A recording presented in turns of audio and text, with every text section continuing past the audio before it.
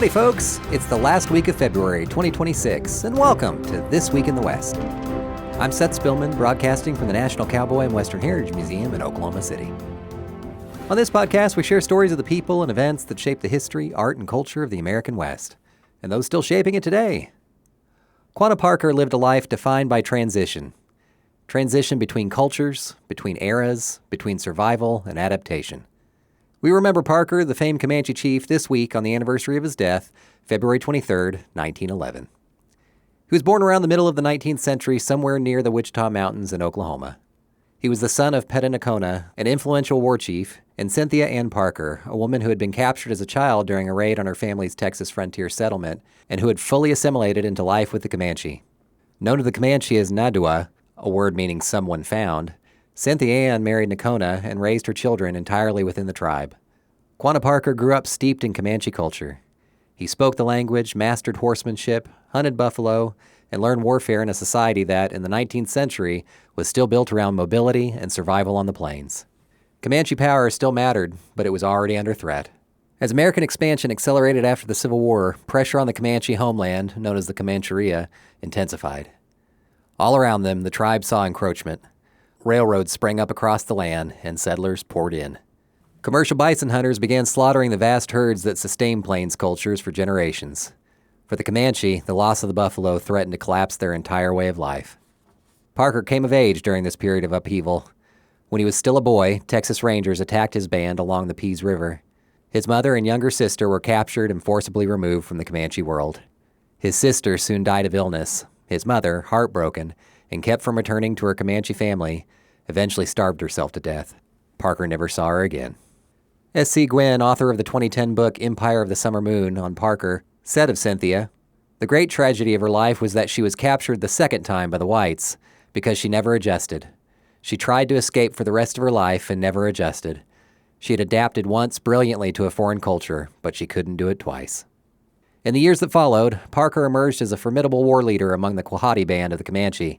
He led raids across Texas, attacked supply lines and pioneer settlements, and became a symbol of resistance during the final years of open conflict between the Plains tribes and the United States government. In 1874, at Adobe Walls, a remote outpost in the Texas Panhandle, Parker helped lead an attack against heavily armed bison hunters, fueled by an anger over the destruction of the buffalo. The raid failed. The hunters' long-range rifles drove them back, and Parker was wounded. The conflict at Adobe Walls triggered the Red River War, a brutal campaign by the U.S. Army to force the remaining nomadic tribes onto reservations in Indian Territory. With the buffalo nearly gone and survival increasingly impossible, Parker was faced with the difficult choice to surrender. In 1875, Parker led his people to Fort Sill in Indian Territory, ending the Comanche's nomadic life on the southern plains.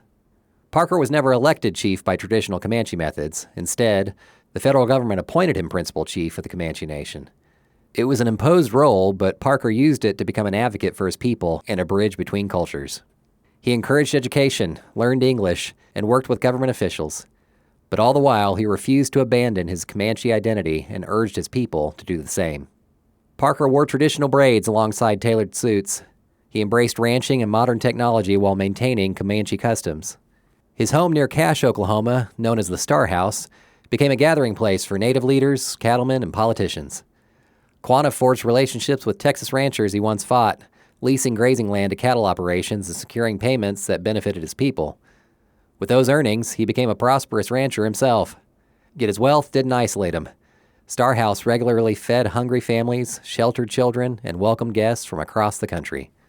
Parker became a vocal advocate for native rights in Washington, traveling to meet lawmakers and argue for fair treatment, land protections, and economic opportunities for his people. He served as a judge in tribal courts and even as a deputy sheriff. Perhaps most enduring was Parker's role in preserving native spiritual practices. Though he encouraged education and tolerated Christianity, he became a leading advocate for the peyote religion, which later evolved into the Native American Church. Parker believed peyote was a sacred medicine, meant to heal and guide its practitioners. For Parker, faith didn't belong to one culture. He once said, "The white man goes into his church house and talks about Jesus. The Indian goes into his teepee and talks to Jesus." By the turn of the 20th century, Parker had become somewhat of a national celebrity. He rode in parades, appeared in silent films, and hosted dignitaries at Star House. When Parker died in 1911, thousands of mourners, native and non-native, gathered to pay their respects. After his death, his body was interred at Post Oak Missionary Cemetery near Cache, Oklahoma. In 1957, his remains were moved to Fort Sill Post Cemetery at Fort Sill, along with his mother, Cynthia Ann Parker, and his sister. His gravestone reads, "Resting here until day breaks, and shadows fall, and darkness disappears, is Quanah Parker, last chief of the Comanches." Parker's life marked the end of an era for nomadic tribes of the plains. He was between two worlds, and in doing so, helped his people survive the crossing. And with that, we've crossed to the end of another episode of This Week in the West. Our show is produced by Chase Spivey and written by Mike Kaler. Follow us and rate us on Apple Podcasts, wherever you hear us. That'll help us reach more people. Come visit us in Oklahoma City. You can now buy tickets online at thecowboy.org/tickets. Got a question or a suggestion? Drop us an email at podcast@thecowboy.org. We leave you today with the words of author S.C. Gwynn about Quanah Parker. "He's one of the greatest Americans I've ever heard of. He's such a remarkable man, and he does what so many great Americans have done in the past, which is he reinvents himself." Much obliged for listening, and remember, come find your West here at the National Cowboy and Western Heritage Museum.